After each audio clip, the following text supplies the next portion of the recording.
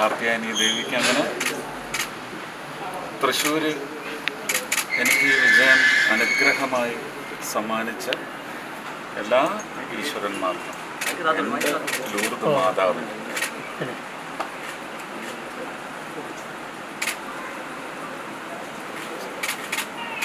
ഇത് പ്രണാമം.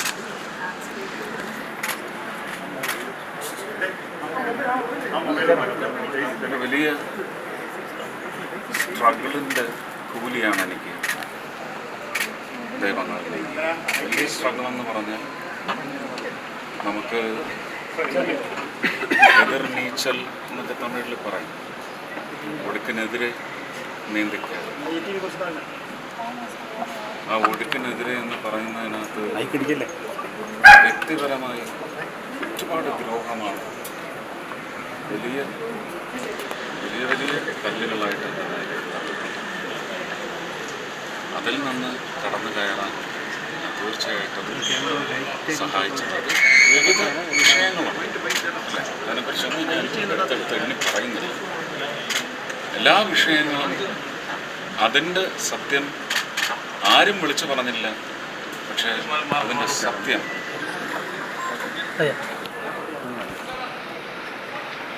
ആ സത്യം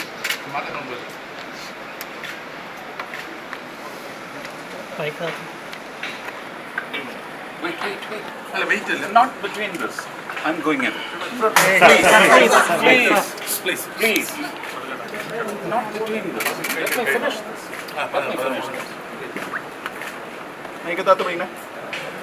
അപ്പോൾ ആ സത്യം വേറിലുണ്ടായിരുന്നു. ആ സത്യം തൃശ്ശൂരിലെ ജനങ്ങൾ, ഞാനവരെ പ്രജാദൈവങ്ങളാണ് വിളിക്കുന്നത്. ആ പ്രജാദൈവങ്ങൾ ആ സത്യം തിരിച്ചറിഞ്ഞു. വഴിതെറ്റിക്കാൻ നോക്കിയിടത്തൊന്നും അവരുടെ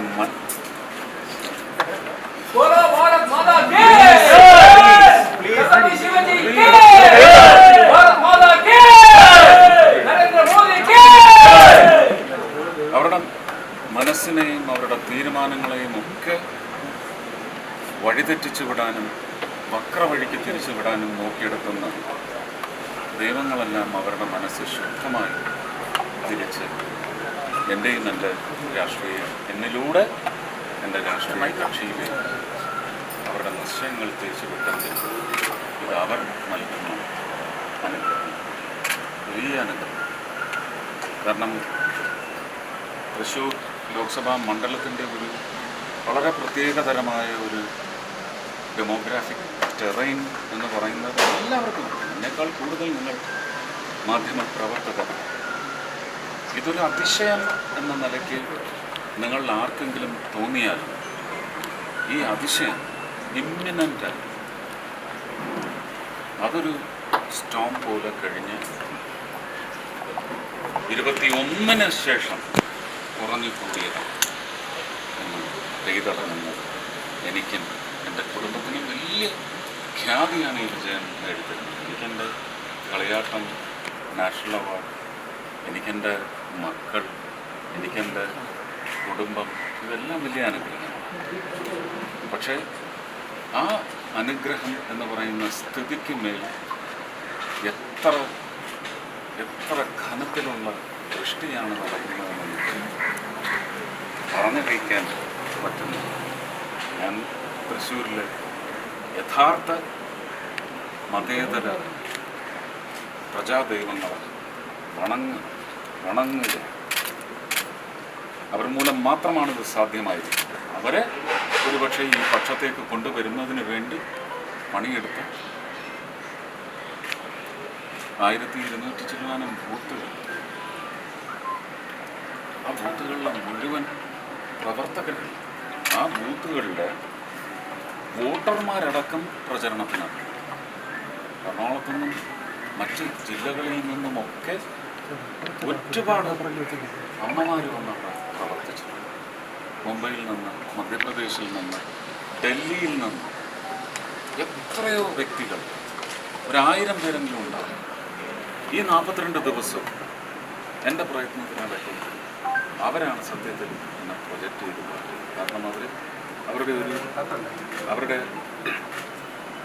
അവരാരാണെന്ന് തെര്യപ്പെടുത്തുന്ന രൂപത്തിൽ പറഞ്ഞ അവരുടെ പ്രാദേശികം അല്ലെങ്കിൽ അവരുടെ പ്രദേശം എന്താണെന്ന് അറിയിച്ചതിൻ്റെ പശ്ചാത്തലത്തിൽ തന്നെ അതിന് വലിയ ഒരു പോസിറ്റീവ് ഇമ്പാക്റ്റ് ഉണ്ടാക്കാൻ അവരുടെ പ്രൊജക്റ്റിന് സാധിച്ചിട്ടുണ്ട്. എൻ്റെ പാർട്ടി പ്രവർത്തകർ കഴിഞ്ഞ 5 വർഷമായിട്ട് ഞാൻ എന്തൊക്കെ ആവശ്യപ്പെട്ടു അത് മുഴുവൻ ഞാൻ പ്രതീക്ഷിച്ചതിൻ്റെ ഒരു 100 ഇരട്ടിയായി തിരിച്ചെനിക്ക് ജനങ്ങളിലേക്ക് അടുക്കാനുള്ള ഒരു മിഷനായി കൊണ്ടുപോകുന്നതിന് അവരൊരു വലിയ മെഷീനറിയായിട്ട് പ്രവർത്തിച്ചിട്ടുണ്ട്. ഭാരതീയ ജനതാ പാർട്ടിയുടെ സ്റ്റേറ്റ് ഘടകത്തിന് ഒരുപക്ഷെ എന്നെ അവിടെ കൊണ്ടുവന്ന് ലോഞ്ച് ചെയ്ത് 2023 ലോഞ്ച് ചെയ്ത ശ്രീ അമിത് ഷാ, നരേന്ദ്രമോദി എനിക്ക് എൻ്റെ രാഷ്ട്രീയ ദൈവം എന്ന് പറയുമ്പോഴും ലിബറലാണോ എന്ന് ചോദിച്ചാൽ ആ നേച്ചർ വെച്ച് ഞാൻ പറയുന്നതാണ്. ഞാനിന്നും ആരാധിക്കുന്ന ഭാരതത്തിൻ്റെ real architect Shrimati Indira Gandhi, Shri P V Narasimha Rao, Morarji Desai, Jayaprakash Narayan, LK Advani ji, AB Vajpayee തുടങ്ങി എൻ്റെ പ്രിയപ്പെട്ട സഖാവ് PK നായർ, ശ്രീ K കരുണാകരൻ. അവിടെ ഒരു മിതവാദിയോ അല്ലെങ്കിൽ സർവജന ഇഷ്ടം നേടാനോ വേണ്ടി പറയുന്നതല്ല. ഇതെല്ലാം എൻ്റെ ഹൃദയത്തിൽ ഇപ്പോഴും ഞാൻ സൂക്ഷിക്കുന്ന ബിംബങ്ങൾ തന്നെയാണ്. അതങ്ങനെ തന്നെ ഉണ്ടാകും.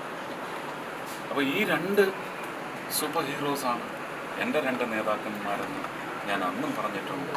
ഇനിയും അവർ തന്നെയാണ് എൻ്റെ 2 നേതാക്കന്മാർ. അവരാണ് എന്നെ അത്രയും മനോഹരമായിട്ട് അവിടെ ലോഞ്ച് ചെയ്യുകയും ശ്രീ നരേന്ദ്രമോദിയാണ് എന്നെ ഒരു വിശ്വാസ്യതയുടെ കാര്യത്തിൽ എനിക്ക് ഏറ്റവും വലിയ ആലിംഗനവും ആരാർപ്പണവും ഒക്കെ നടത്തിയത്. ആ ആരാർപ്പണത്തിലേക്കാണ് തൃശ്ശൂരിലെ ജനത എന്ന് നേരായ വഴിക്ക് വന്ന് എല്ലാ കിംവദന്തികളെയും പുറന്തള്ളിക്കൊണ്ട് എനിക്ക് അലങ്കാരം നൽകിപ്പെട്ട ശാന്തി.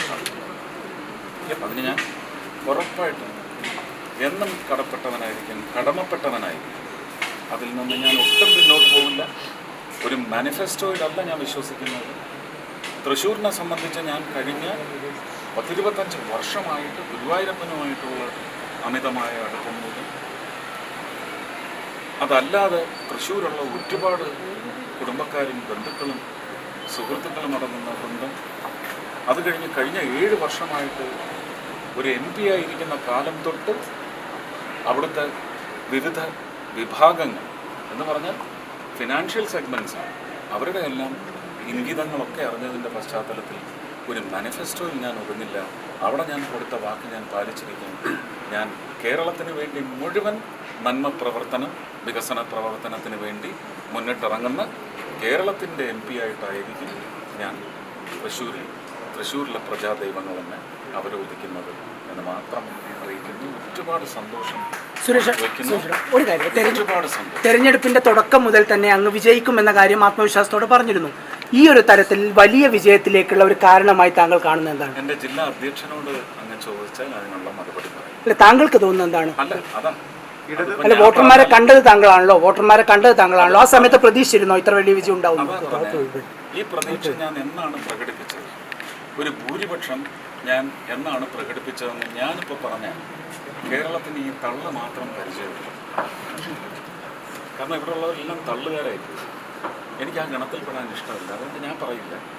അത് നിങ്ങൾ അവിടുത്തെ നേതാക്കന്മാർ താങ്കൾക്ക് കിട്ടിയതിൽ 2023 മാർച്ചിൽ പറഞ്ഞിട്ടുണ്ട്.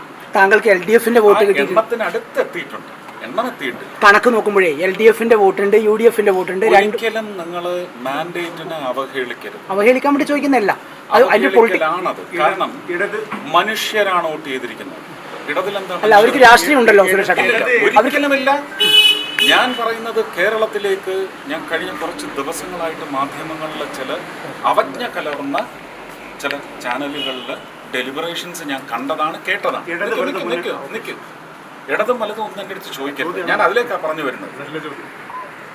അരാഷ്ട്രീയം എന്ന് നിങ്ങൾ ഓമന പേരിട്ട് വിളിക്കുന്ന അല്ലെങ്കിൽ ഒരു മലിന പേരിട്ട് വിളിക്കുന്ന അരാഷ്ട്രീയത്തിൻ്റെ ഭാഗമാണ് ഇനി കേരളത്തിലെ മനുഷ്യർ എന്ന് നിങ്ങൾ മനസ്സിലാക്കിയിട്ടുള്ളൂ.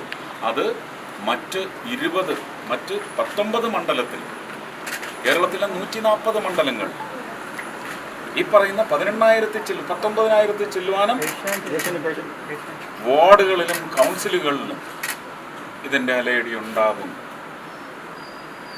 അതായത് രാഷ്ട്രീയത്തിന് അതീതമായിട്ട് സുരേഷ് ഗോപിക്ക് ജനങ്ങൾ വോട്ട് ചെയ്തു. എനിക്ക് മാത്രമല്ല, ഇനി അങ്ങനെയുള്ള വ്യക്തി കേന്ദ്രീകൃതമായ തെരഞ്ഞെടുപ്പ്, ഞങ്ങൾക്ക് ആര് വന്നാൽ ഗുണമുണ്ടാകും എന്ന് പറയുന്ന അന്വേഷണം ആയിരിക്കും ആദ്യത്തെ തിരഞ്ഞെടുപ്പിൽ ജനങ്ങളുടെ നിശ്ചയത്തിലേക്ക് പോകുന്ന ചിന്ത അതായിരിക്കും. ഒരു ക്യാബിനറ്റ് മിനിസ്റ്റർ ഉറപ്പാണല്ലോ അല്ലേ?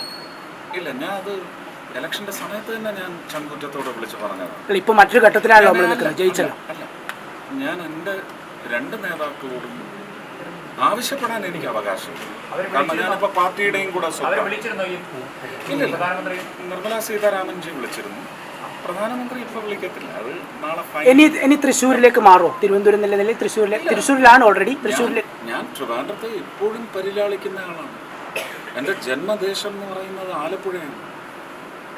ഇനി എങ്ങനെ അങ്ങോട്ടേക്ക് പോകുന്നതിന് വേണ്ടി ഒരു ശ്രമം നടത്തുന്നുണ്ട്. അതെവിടെ വരുമെന്ന് നോക്കിക്കോളും. ഇന്ന് തന്നെ പോകുന്നുണ്ടോ തൃശ്ശൂരേക്ക് പ്രവർത്തകർക്കാണ്? നിങ്ങൾക്ക് എനിക്ക് പ്രാദേശികത ഇല്ലാത്ത ആളാണെന്ന് നിങ്ങൾക്ക് മനസ്സിലാവും. തൃശ്ശൂരിലേക്ക് പോകുന്നുണ്ടോ? ഇന്ന് തന്നെ പോകുന്നുണ്ടോ?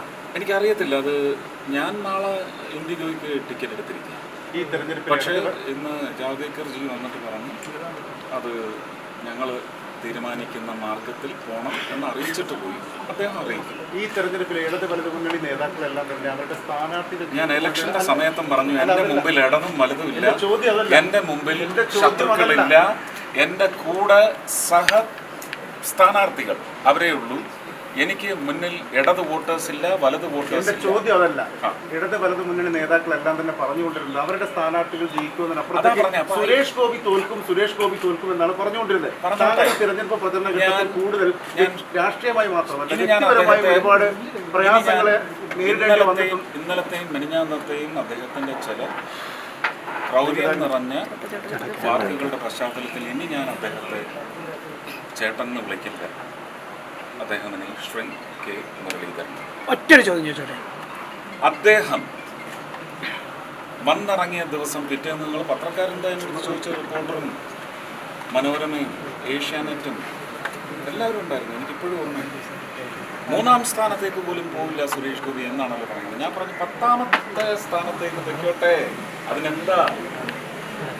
ഇത് ജനങ്ങളല്ലേ തീരുമാനിക്കുന്നത്. ഞാൻ ആ ജനങ്ങളുടെ തീരുമാനത്തിനാണ് നിന്നത്, ഇടതിൻ്റെയും വലതിൻ്റെയും തീരുമാനത്തിനല്ല. എനിക്ക് നന്നായിട്ടറിയാം ഇടതിലെയും വലതിലെയും ഒരു രാഷ്ട്രീയം കളഞ്ഞുകൊണ്ടല്ല അവരെനിക്ക് വോട്ട് ചെയ്തിരിക്കുന്നത്. അവരുടെ രാഷ്ട്രീയത്തിലെ അതൃപ്തി അത് വ്യക്തമാക്കുന്ന രീതിയിൽ വമ്പിച്ച എണ്ണത്തിൽ 2 കക്ഷിയിലെയും വോട്ടർമാരെ എനിക്ക് ലഭിച്ചിട്ടുണ്ട്. അവരൊന്നും പക്ഷേ എൻ്റെ പാർട്ടിക്ക് നൽകിയ വോട്ടല്ല അത്. എനിക്ക് നന്നായിട്ടറിയാം. എൻ്റെ പാർട്ടിക്കും അത് നന്നായിട്ടറിയാം. അവരും പറയുന്നുണ്ട് ഞാൻ പറഞ്ഞ ഒരു ഭൂരിപക്ഷത്തിൻ്റെ എണ്ണത്തിലേക്ക് വന്ന് ചേരുന്നത് ആ വോട്ടുകളായിരിക്കുമെന്ന് പറഞ്ഞിട്ടുണ്ട്. അതൊന്ന്